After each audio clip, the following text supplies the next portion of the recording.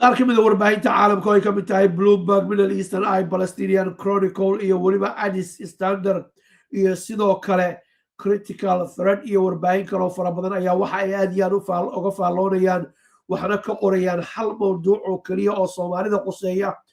oo ku saabsan socdaalka madaxweyne xasan sheekh maxamuud uu ku tegi doono boqortooyada sacuudiga halkaas uu maxamed bin salmaan uu ka helay markaas casuumaad rasmi ah. shirkaas saddex geesoodka waa maxay waxa lagu karkarinayo ee Soomaalida saamaynta tooska ku leh? arrintan ayaa kusoo beegmaysa kadib markii isniintii lasoo dhaafay dowladda Soomaaliya ay cawda u jartay gebi ahaanba dowladda dalka Imaaraadka saddex wiigii ka horreeyena Israa'iil ay Somaliland ictiraaftay. waxaynu eegi doonaa qorshaha iyo ujeedada shirkan uu daaran yahay ee warbaahintu ay qortay, Imaaraadka waxa laga firanayo iyo weliba Hargeysa iyo Garowe oo markaa loogaga dabaaldegay laadiraahde aad iyo aad loogaga taageeray dowladda dalka Imaaraadka Carabta oo markaa saaxiib la ah labadan xukuumadoodba. waxaynu eegi doonaa muuqaaladii ugu dambeeyey iyo sidoo kale waxa Israa'iil ilaa iyo haatan ay la aamusan tahay iyo tilaabada dowladda dalka Ethiopia inay qaado laga faalloonayo, maadaama shirkan saddex geesoodka ay dowladda dalka Masar ay qayb ka tahay oo aad isku hayaan siyaasad ahaan muddo dheerna ay iskhilaafsanayeen Cairo. haddaba dowladda dalka Sacuudiga ayuu madaxweyne xasan sheekh maxamuud waxa uu ka helay casuumaad rasmi ah, waxayna warbaahintan oo dhan ay sheegayaan heshiis difaac in ay markaa halkaa ku kala saxiixan doonaan dowladaha dalka Sacuudiga, Masar iyo dowladda Soomaaliya.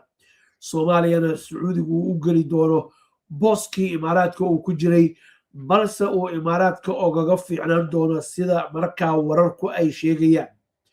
oo Imaaraadku wuxuu qaban jiray Sacuudigu haatan uu sii laba jibaari doono, dib dambana Soomaaliya aysan ugu baahnaan dooninin wax xiriira oo dhexmara ayaga iyo Imaaraadka. dowladda Soomaaliya go-aankay qaadatay waxaa muuqda in uu haatan mirihiisii ay guranayaan durba, oo ayagoo ogaaday Sacuudiga la soo heshiiyey ilaa xasan sheekh maxamuud wuxuu u tegayaa waa wanqalkii weeyaan. arrinta waa laga soo shaqeeyey, waa lasoo gabagabeeyey in markaa dowladahaas ay heshiiskaas saxiixdaan. dowladda Soomaaliya muxuu ogaga dhigan yahay? dowladda Soomaaliya waxa ay leedahay wuxuu ogaga dhigan yahay dowlad aan faragelinaynin siyaasadeeda gudaha, midnimadeeda iyo wadajirkeeda, walaalana aynu nahay oo garab lagu siinayso horumarka iyo wanaagga, isla mar ahaantaasna Soomaaliya saaxiib la ah, wax fara badan ay ka dhexeeyaan ayay haatan u aragtaa dowladda Soomaaliya ee madaxweyne xasan sheekh maxamuud uu hogaamiyo dowladda dalka boqortooyada Sacuudiga.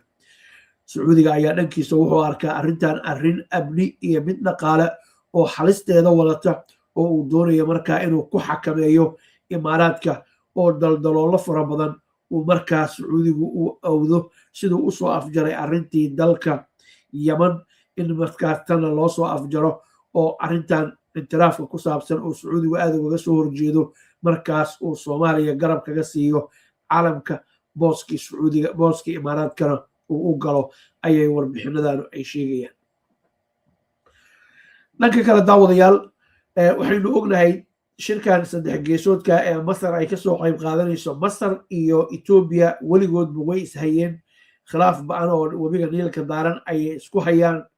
arrintaana waa laga yaabaa in ay Addis ku dhaliso fikir kale oo markaas ka duwan kay hadda ku dhawaaqeen oo midnimada Soomaaliya inay markaas ixtiraamayaan. garo oo xasuusnow madaxa sirdoonka Ethiopia oo dhowaan tegay Muqdisho ayaa lagu soo waramayay in siday wararka hadalka u dhigeen in uu kala hadlay Soomaaliya iyo Imaaraadka, laakiin dowladda xasan sheekh maxamuud ay markaa arrintan dhagaha faraha ka gashatay oo ay tiri waa ka biyadiinay, doonana mayno inaan u dhageysano.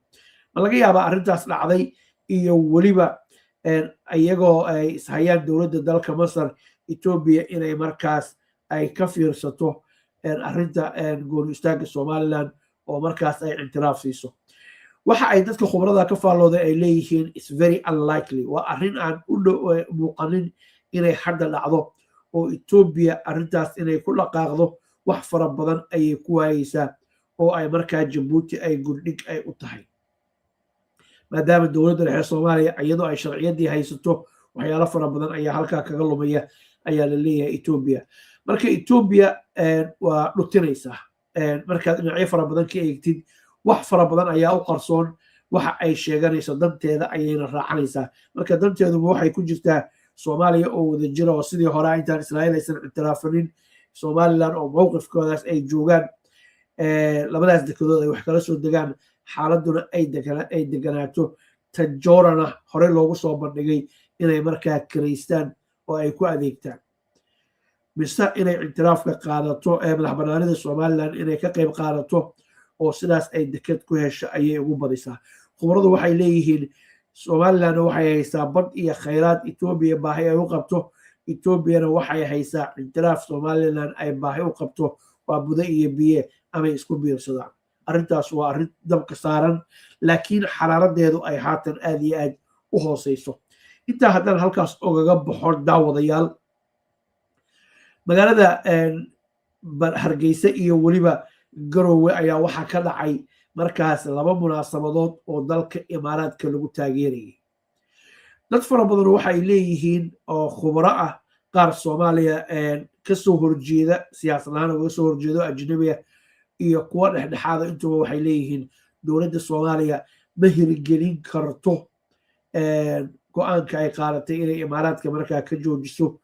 Berbera iyo weliba dekeda Boosaaso ma awoodaan inay ka joojiso dowladda dhexe ay leeyihiin laakiin dadka qaarkood waxay leeyihiin arrintu sidaas ma ahan shuruucda caalamiga markay noqoto midida daabkeeda Soomaaliya ayaa haysa maxay ula jeedaan I'll break it down waxay leeyihiin marka ay noqoto diblomaasiyadda caalamka meelaha lagu karkariyo sida qaramada midoobay Soomaaliya midnimadeeda iyo wadajirkeeda ayaa la aaminsan yahay halka Imaaraadka albaabada ka soo xirmaya markay ururka jaamacadda carabta noqoto wadan carbeed oo Sacuudiga ka raacaya Imaaraadka ma jira ayaa la leeyahay hoos waxa la iska yiraahdo waa gooni laakiin si bareer oo cad Sacuudiga cidna kama hor imaan karto ay leeyihiin khubaradu markay noqoto African Union kana waxaynu ognahay in Afrikaanka la isku hayo in la doonayo oo weliba dowladda dalka Shiinuhu ay ku lifaaqan tahay sidaas awgeed dowladda Soomaaliya awood military ay Imaaraadka uga hortagtay iyo diyaarado ma haysata ay ku celiso iyo maraakiibtooda laakiin waxay haystaa sharciyad caalamku uu markaas ay ugu bandhigi karto qadiyadeeda iyo markaas madax bannaanideeda iyo wadajirkeeda Imaaraadkana halkaas ayaa looga soo haraya labadaas fikir iskhilaafsan markaad eegtaan idinku waxaad tihiin dadkeena Burid Somali TV daawada dad aqoon-yahano ah caalamka la socda iyo juqraafiga siyaasadda siduu u yaallo idinkoon caadifada idinku jirinin waxay doonaba siyaasadda idinka dhex guuraane bal halka hoose ra'yigiina kusoo qora dowladda Imaaraadka dowlad aad u yara laakiin powerful ah dadkoodii iyo dalkoodii dhisatay sidaas sahalka ma loo weecin karaa mise way soo rogaal celinaysaa maya ma soo rogaal celin karto Sacuudigana uma baacdhigi karto iyo caalamka kasoo horjeestay oo European Unionku ay ka mid yihiin iyo iyo mayaas isgarab yaalla bal ra'yigiina saliimkaana la wadaaga Israa'iil aynu nimaadno Israa'iil maxay u aamusan tahay Israa'iil waxaa la socotaan maalmihii lasoo dhaafay aad iyo aad waxay uga socdeen dibadbaxyo waaweyn dalka Iiraan ayay ka socdeen waxaana la qiyaasayay dagaalkii Iiraan inuu qarxo kadib markii Donald Trump uu yiri haddii dilalku ay sii socdaan oo ay joogsan waayaan anaa soo gelaya dagaalka Iiraanna weerar baan ku qaadaya dilalku hadday joogsan waayaan arrintaasu qarka ayay saarneed waxaa lahaa maalmo gudahooda waa lagu qarxinayaa dadka warbaahinta qaar baa lahaa 24 saac keliya unbaa dhiman intii Iiraan Maraykanku uu weerari lahaa haatan Donald Trump waxa uu yiri Iiraan dilalkii waa joojisay taasina waxa ay ugu dhalisay buu yiri inaan go'aankayga aan hore u qaatay aan haatan dib u gurasho ka bilaabo arrintaas waa seef laba af la weeye waxa ay noqon kartaa ay khubaradu leeyihiin waa midda koowaad Iiraan inay isdhigato moodo inaan loo soo soconin sidii bishii June oo kale dabadeedna ayadoo isdhigatay lagu durduriyo ayaa loo dan leeyahay dadka qaarna waxay leeyihiin arrintu saas ma ahane dowladda Maraykanku ma doonayso Iiraan inay dagaal la gasho faa'iido badan oo ka keenaysaana haba yaraatee ma jirto sidaas awgeed ayay markaas Israa'iil halkaas ugu mashquulsanayd oo xukuumad dagaal isku diyaarinaysa ayay ahayd ayaa leeyahay haddii dagaalkaas haatan uu baaqaday oo uu banjaray muddo koobanba ha ahaatee waxay khubradu leeyihiin israa'iil haatan ayay diblomaasiyaddii boorka ka jafaysaa oo maadaama arrintaas ay banjartay dhinaca kale iyo waxyaalaha kale hortaminta leh ayay u soo jeensanaysaa dadka qaarna waxay leeyihiin xataa haddii ay soo jeensato wadamo waa laga yaabaa inay israa'iil ay keento intiraafa laakiin caalamka intiisii badnaa arrintan wuu kasoo horjeestay sacuudiguna waxa uu noqday dowladda ugu weyn ee arrintan hor istaagtay sidoo kale daawada hadhayalsanin maxamed bin salmaan saameynta aqalka cad ee maraykanka uu ku leeyahay iyo weliba erdogan oo ahaa ninkii dagaalkii kaze donald trump inuu soo gebagabeeyo sababta iyo gurdhiga oo ahaa kuna qanciyey ururka xamaas dadkii ay hayeen inay gebi ahaanba soo daayaan si kastaba daawadayaal ha ahaato waxaa muuqata shirkan saddex geesoodka ee u dhexeeya dowladda dalka sacuudiga ay martigelinayso dowladda soomaaliya madaxweynuhu uu matalayo iyo weliba dowladda dalka masar soomaaliya inay ka dhex aragto dana fara badan oo muhiim u ah inay isku heshay sacuudiga iyo turkiga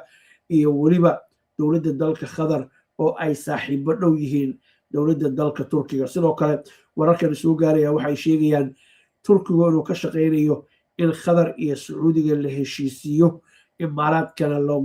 go-doonka la geliyo oo laga saara seerkalkan inkastoo aynu ognahay in ay wax fara badan ka dhexeeyaan imaaraadka iyo sacuudiga haatanse waxaa muuqata in aad iyo aad maalin walba loosii kala fogaanayo kadib markii ay arkeen imaaraadku inuu ka shaqaynayo in uu markaas koonfurta yamaneed uu gaarsiiyo dowlad iyo madax banaani taas oo ardaaga dalka sacuudiga ah waana wixii uu ka gadooday ayaa leeyahay madaxweynaha dalka ruushka inverted commerce intuusan invade garaynin dalka